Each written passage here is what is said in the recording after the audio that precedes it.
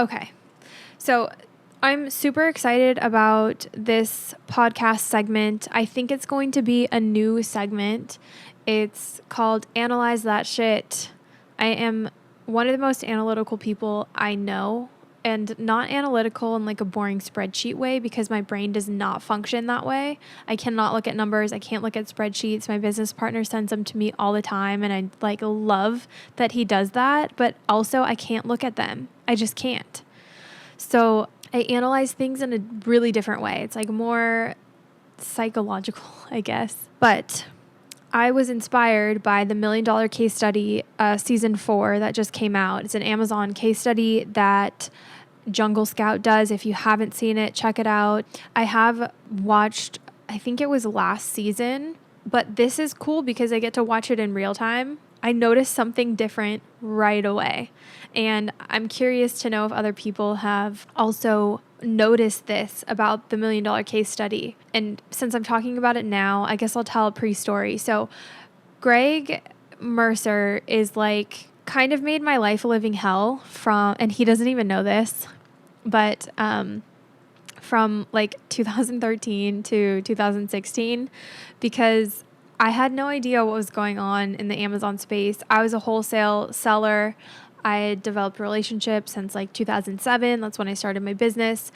And all of a sudden, like all these crazy third-party sellers, like private labelers, would come in and actually did make a dent in a lot of the listings. And a lot of the products I couldn't even sell anymore. And I couldn't protect the listing because it wasn't my listing to begin with. And so that's kind of what led to consulting. I called people and the manufacturers and the connections that I had made, and I was like, yo, there's some major issues going on Amazon right now. If you don't do something about it, or if you don't let me help you, you're going to be in a really bad position soon. And so I had no idea all I saw was what was happening on the Amazon platform. I didn't know about Jungle Scout. I didn't know who Greg was. But part of what I did was I started researching what was going on in Amazon and trying to get like the inside scoop, because I needed to know. 1, because I wanted to save my business, and 2, like I wanted to save my manufacturer's businesses, because I know they build brands. I was with them pretty much from the beginning, and I know how much work they put into building a brand. Building a brand is not easy. It's really difficult. It takes a lot of money. It takes a lot of work. I met them at trade shows. Like, these private labelers don't go to trade shows and try to sell their stuff wholesale. No, they're just on Amazon. In part of my research, I found out about these conferences, and I started speaking at conferences and learning more. So last year, I joined a mastermind group at Seller Summit. I mean, being at Seller Summit, you kind of like get to network and interact with people. And I met Greg, and we like sort of became friends over the course of the few days that we were there. And I didn't tell him, like, he asked me if I used Jungle Scout, and I was like, no. And but you know what? I am following his $1 Million Case Study, and this was one of the things I noticed. Anyways, Greg is a really cool dude. And I think part of Jungle Scout's success is people's love for Greg. Greg is like a very good human being. He's really happy. He's joyful. He knows what's important to him in life. And that's admirable. Plus, he helps people make money, which is also admirable.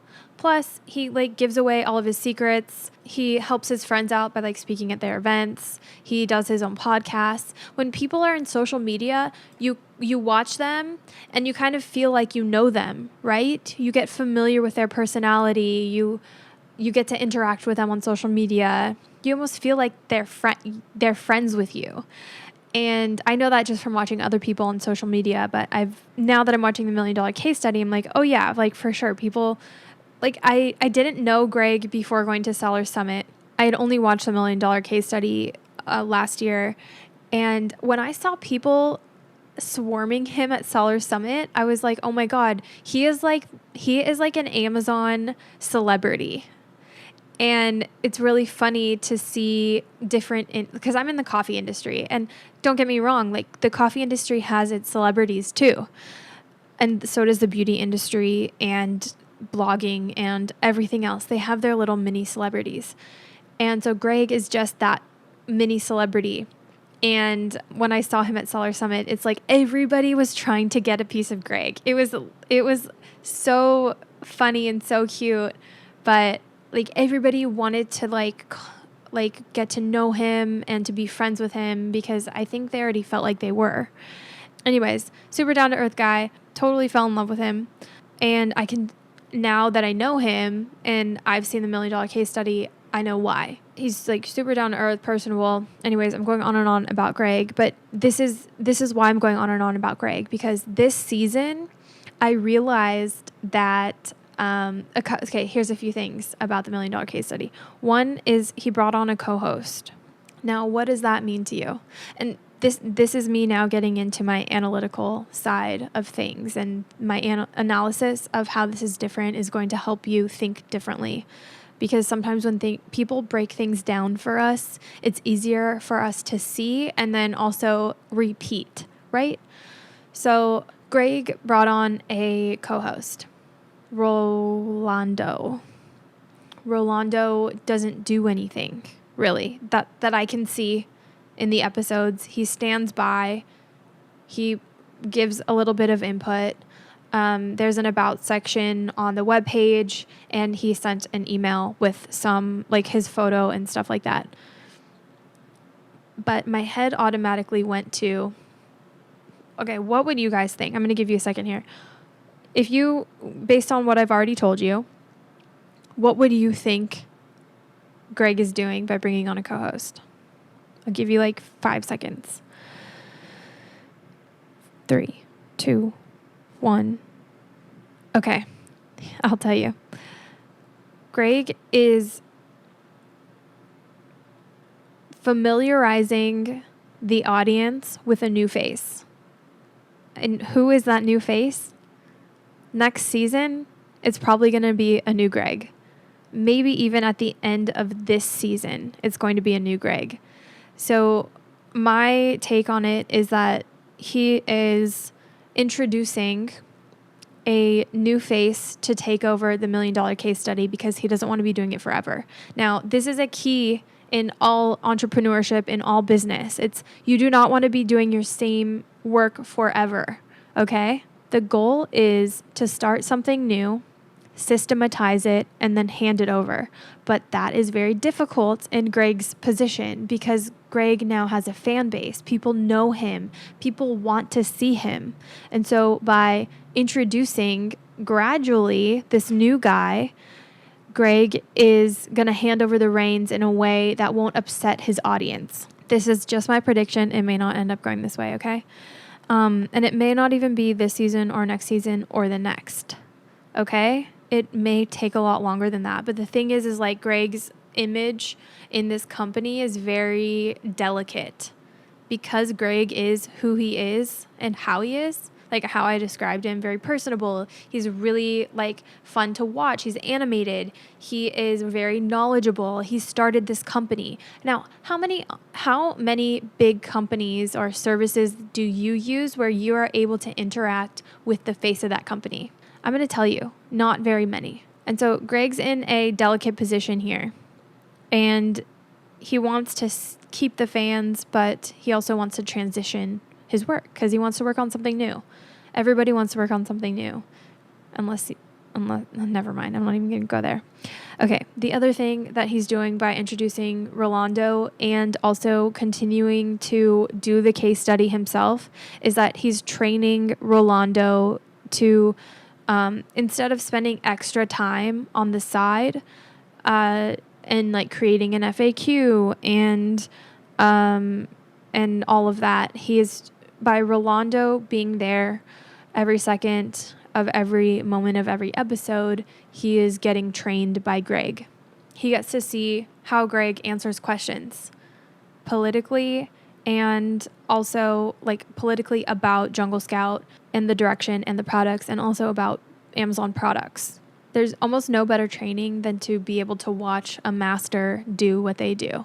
So they're killing two birds with one stone here. Greg bringing somebody on for this 4th season kind of proves my point. I have this like three times to mastery thing. That's like my thing, but it's a known thing, but like that's what I say. And it's been in many other episodes. But basically, if you do something once and it's a big project, it takes a lot of work, it only makes sense to do it 2 more times. And I'll tell you why on multiple levels. Because the second time, it's even easier, it's faster, you've developed those connections, you've developed those neural pathways, and so you can reproduce it quicker. By the third time, you become an expert, you become a master, you master the system, right? You've done it enough times by the third time to know what's working, what isn't working, how you could do it better. So that's a rule of 3. Now, the fourth, this one, he's passing the torch kind of by training Rolando. And he's doing this one a lot different than the other ones that I've seen. He's starting from the very beginning of even sourcing a product. And it's cool. Okay. This is what I wanted to say along the lines of the rule of 3, or three times to mastery is my like coined way of saying that. But you can tell that this season is more souped up. It's more planned out. Also, he is stationary. He lives in Austin, so he is not moving around like he was in the past episodes. So maybe there is more room given that to plan. But this one is definitely more well-planned, more thought out. It's more methodical. It sounds like he's already planned the entire season, and the way that they do it is like, it seems live, but it's not. Like when you get the recording, it's like, it seems like it's starting, and like the webinar, whatever it's called, $1 Million Case Study, or the Ask Me Anything is starting right then and there, but it's obvious that it was filmed earlier, maybe earlier today or whatever, or earlier in the day. So it's more planned out, meaning there's more freedom. There's a lot more freedom when you plan. Planning and freedom is one of these paradoxes. It's a contradictory truth. That's something that I'll talk about in another episode of Daily Download Fridays. But whenever you get these truths that are contradictory, you know that it's a truth. And so planning helps you with freedom. It helps you become more free, but it also takes away from your freedom to plan. Planning frees up your energy, it frees up your time, and it frees you to be more creative. It really does. And he proves that in this season, according to me, according to Tilo. So, here we go. Here's my last observation. And also, there's only been 1 episode, but I just noticed these things right away. This is how my brain works. This is one of my favorite things. He is using the $1 Million Case Study to advertise and promote his tools and services. He teaches people how to use the platform, which is Jungle Scout. There's a free version. There's an extension, there's a full-blown like web version, and then there's like 3 different tiers of that. And then there's a service, Jungle Market, where it's almost like a Fiverr or a what's that other called, that where you can like hire a designer, but it's all Amazon related stuff, which is pretty cool. And he throws these little things in, like, oh, you can hire somebody on Jungle Market. So he has all these services and then he talks about them. And to me, that's really smart business. It's a smart business thing to do. One is to have all these different services because you know what Amazon sellers need, and he knows what Amazon sellers need because he has his own store.